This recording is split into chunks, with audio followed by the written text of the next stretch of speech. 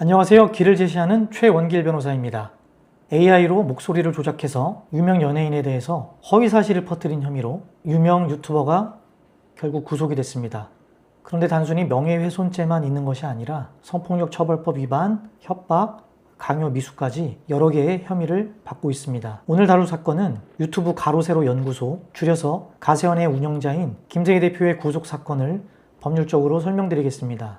지난달 26일 법원이 김세희 대표에 대해서 구속영장을 발부했고, 최근 김세희 대표가 구속적부심 청구를 했지만 법원이 기각을 하면서 구속 상태는 유지되었습니다. 구속적부심은 구속이 합당한지 다시 한번 판단하는 절차입니다. 사건의 간략한 내용은 이렇습니다. 김세희 대표는 작년에 배우 김수현 씨가 망인이 된 김세론 씨와 미성년자 시절부터 교제를 했고, 채무 변제를 압박을 해서 죽음에 이르겠다는 주장을 했었습니다.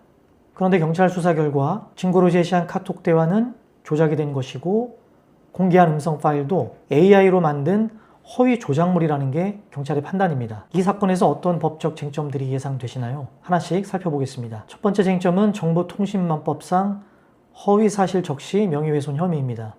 이건 온라인에서 다른 사람을 비방할 목적으로 거짓 사실을 퍼뜨렸을 때 성립하는 범죄입니다. 유튜브 방송으로 허위 내용을 유포를 했다면 여러 사람에게 전파될 수 있다는 공연성 요건, 그리고 상대를 깎아내리려고 의도했다면 비방 목적의 요건이 모두 인정될 수 있습니다.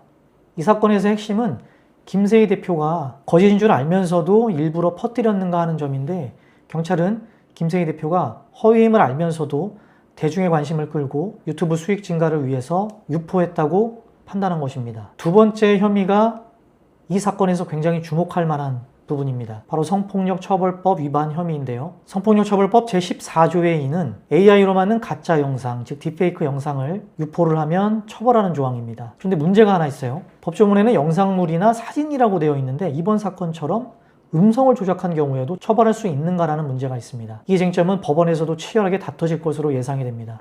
세 번째 쟁점은 협박죄입니다. 김세희 대표가 고소하면 더 폭로하겠다라는 식의 발언이 문제가 됐는데, 이 협박죄가 성립을 하려면 상대방의 공포심을 느낄 만한 행위를 해야 되거든요. 그런데 이게 단순히 자기 주장을 강하게 한 것이냐, 아니면 정말로 상대방의 공포심을 느낄 정도의 것이었는지를 법원이 판단하게 될 것입니다. 마지막 쟁점은 강요 미수입니다. 강요죄는 협박 등으로 상대방이 원치 않는 일을 하게 만들 때 성립을 하는데, 미수는 그걸 시도했지만 결과적으로 성공하지 못했다는 뜻입니다. 이 혐의와 관련해서는 아직 수사 중이기 때문에 구체적인 사실관계는 재판 과정에서 드러날 것으로 예상이 됩니다. 그럼 앞으로 이 사건이 어떻게 흘러갈까요? 두 가지 시나리오를 생각해 볼 수 있습니다. 첫 번째 시나리오입니다. AI 조작 사실이 법원에서 인정이 되는 경우입니다. 이 경우 허위 사실을 유포했다는 고의가 입증되면서 명예훼손은 물론 성폭력처벌법 위반까지 더해져 실형이 선고될 가능성을 배제할 수 없습니다. 두 번째 시나리오는 AI 조작 여부에 대한 입증이 불충분한 경우입니다.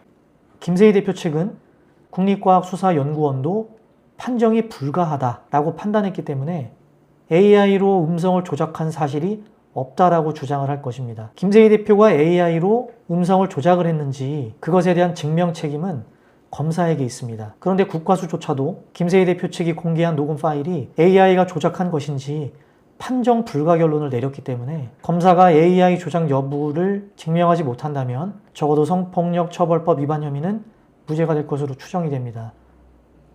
다만 가장 핵심적인 정보통신망법상 허위사실 명예훼손 혐의와 협박, 강요 미수 등은 각 혐의에 맞게 법원의 판단을 받아야 할 것입니다.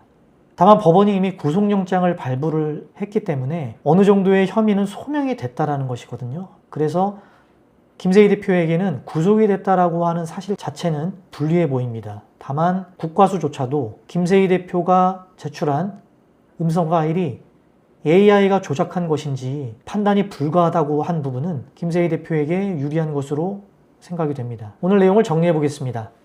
김세희 대표 구속 사건은 정보통신망법상 허위 사실을 보도했는가, 그리고 AI 음성을 조작을 한 것이 성폭력처벌법 위반에 해당되는가, 그 이외에도 협박죄, 강요 미수죄 등의 여러 가지 혐의가 문제가 되고 있습니다. 특히 AI 음성 조작물에 딥페이크 처벌법을 적용한 것이 중요한 쟁점이 될 것으로 보입니다. 재판 과정에서 AI 조작 여부를 어떻게 판단하는지에 따라 김세희 대표의 여러 혐의에 대해 유무죄 판단이 갈릴 것으로 예상이 됩니다.